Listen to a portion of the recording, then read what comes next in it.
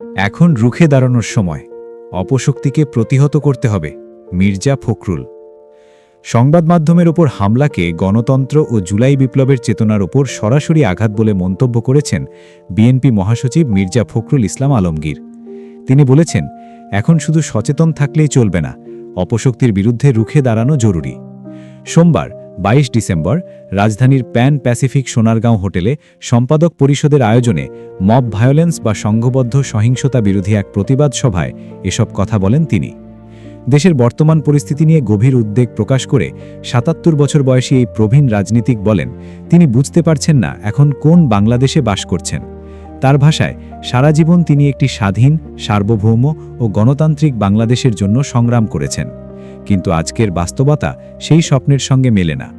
প্রথম আলো ও daily star কার্যালয়ের হামলার নিন্দা জানিয়ে মির্জা ফখরুল বলেন, এটি কোনো একটি গণমাধ্যমের ওপর হামলা নয়, বরং গণতন্ত্র, মত প্রকাশের স্বাধীনতা এবং নাগরিকের চিন্তা ও কথা বলার অধিকারের ওপর আঘাত। তিনি আরও বলেন, এই হামলা জুলাই বিপ্লবের চেতনার বিরুদ্ধেও আঘাত। জুলাই আন্দোলন ছিল মানুষের অধিকার প্রতিষ্ঠার লড়াই, আর আজ সেই অর্জনকেই ক্ষতিগ্রস্ত করা হচ্ছে। রাজনৈতিক পরিচয়ের ঊর্ধ্বে উঠে গণতন্ত্রকামী সব মানুষকে ঐক্যবদ্ধ হওয়ার আহ্বান জানিয়ে বিএনপি মহাসচিব বলেন, এখন কোনো দল বা সংগঠনের প্রশ্ন নয়, সব গণতান্ত্রিক শক্তির এক হওয়ার সময় এসেছে।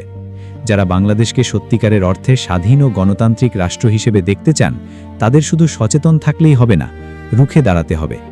তিনি বলেন, মানববন্ধন বা প্রতীকী সংহতির মধ্যে সীমাবদ্ধ না থেকে সর্বশক্তি দিয়ে প্রতিরোধ গড়ে তুলতে হবে।